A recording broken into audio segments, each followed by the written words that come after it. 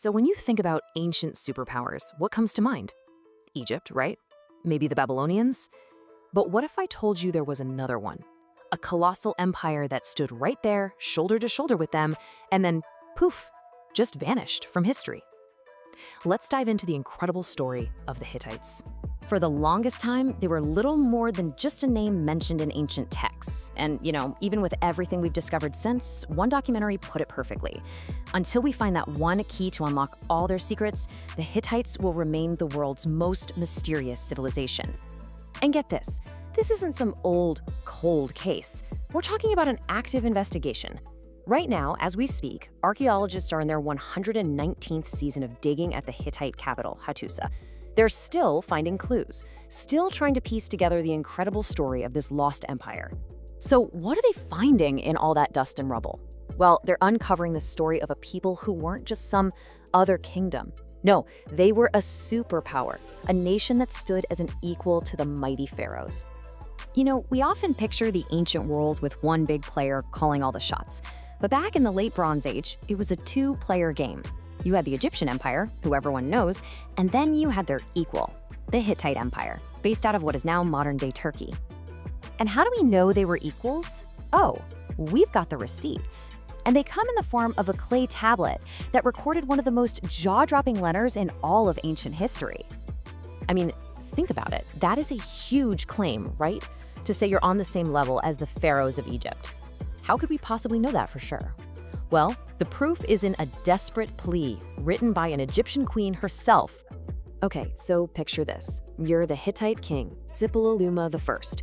A message arrives from the most powerful court on earth. It's from an Egyptian queen, likely Tutankhamun's widow, and her words are just staggering. My husband has died, and I have no sons. You might give me one of your sons to become my husband. Never shall I pick out a servant of mine and make him my husband. You have to understand what a bombshell this was. This wasn't just a political move. It was a political earthquake. The Egyptians were basically offering the keys to the kingdom to their biggest rival. Nothing like this had ever happened before. No foreign prince had ever been invited to sit on the throne of Egypt. It's the ultimate proof of just how powerful and respected the Hittites were. But things weren't always so cozy between these two giants. A rivalry like this was bound to explode, and it did. In a massive military showdown, a true clash of titans, at a place called Kadesh. Okay, so if you go to Egypt today and look at the huge temple walls of Pharaoh Ramesses II, you'll see his version of the story. Carved in stone over and over again are these massive scenes of Ramesses single-handedly crushing the Hittites. It's a glorious, epic victory, and for centuries, that was the only story anyone knew. But then, deep in the ruins of the Hittite capital, archaeologists found something else. They found the Hittite side of the story, baked right into clay tablets. And their version of what went down at Kadesh? Well, it was a little different. So what did these tablets say? They revealed the truth. Kadesh wasn't a great Egyptian victory, and it wasn't a Hittite victory either. It was a brutal, bloody stalemate. You had the two biggest armies in the world, with thousands of chariots, fighting each other to a dead stop. And what happens when an unstoppable force meets an immovable object? Something brand new. So in the year 1285 BC, these two superpowers looked at each other and realized neither one could win. So they did something that had never been done before. They sat down, they talked, and they signed the world's very first international peace treaty, an end to decades of war. And here's where it gets even more fascinating, and it tells you a lot about the Hittites. The treaty wasn't just signed by the king, it was co-signed with her own official seal by the Hittite queen, Putuhepa. Think about that. She was a recognized power in her own right on the world stage. This was an absolutely landmark moment for female influence in ancient politics. All right, so that's how they handled foreign policy. But what was going on inside their empire? Let's take a look, because if you thought their diplomacy was ahead of its time, their law book gives us this wild window into a society that was, well, let's just say it was complicated and sometimes really, really strange. So they were masters of war and diplomacy, sure, but what was it like to actually be a Hittite? What did they care about? What did they think was right or wrong? Well, their ancient law codes give us some pretty startling answers. We've found these tablets that lay out hundreds of their laws, and they cover everything you can imagine, from who owns what cow to how to stay ritually pure. But buried in there are some laws that, from our point of view today, are just jaw-droppingly weird. Okay, let's just dive into one example that really stands out: laws about bestiality. And they get incredibly specific. If someone had sex with a cow or a sheep, that was called a horkel, a total abomination. The punishment? Death.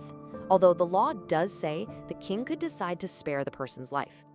Okay, but here's where it takes a really bizarre turn. That same act, if it was with a horse or a mule, was not an offense. It wasn't illegal. Now, don't get me wrong, it had huge social consequences. You could never become a priest, you couldn't even approach the king, but you wouldn't be put to death for it. This wild distinction shows they had this really complex, almost legalistic way of looking at morality that we're still trying to wrap our heads around. So, let's recap. We've got this incredible empire. Their military equals with Egypt. They have a powerful queen signing international treaties. They have this deeply complex and specific legal system. They are at the absolute peak of their power, which makes what happens next all the more shocking. This wasn't a slow fade into obscurity. They didn't just gradually weaken over generations. No, after dominating the region for centuries, the entire Hittite Empire just collapsed, and it happened with stunning speed. Just look at this. In 1285 BC, they're signing that historic peace treaty with Egypt. They're at the top of the world. Fast forward just over 100 years to around 1178 BC, and they're gone, vanished from the historical record. So what in the world happened? Well, the few texts we have mention everything: famine, civil wars, and these mysterious invaders called the Sea Peoples. Their capital city, Hattusa, was burned to the ground and totally abandoned. The empire didn't just fall, it shattered into 1,000,000 pieces. And that leaves us with the ultimate mystery. How could a superpower, a civilization that stood toe-to-toe with the mighty pharaohs of Egypt, just disappear? Was it a perfect storm of climate change, war, and disease? We just don't know for sure. And that is the puzzle archaeologists are still trying to solve, one dusty clay tablet at a time. It's what makes the Hittites one of history's greatest and most fascinating enigmas.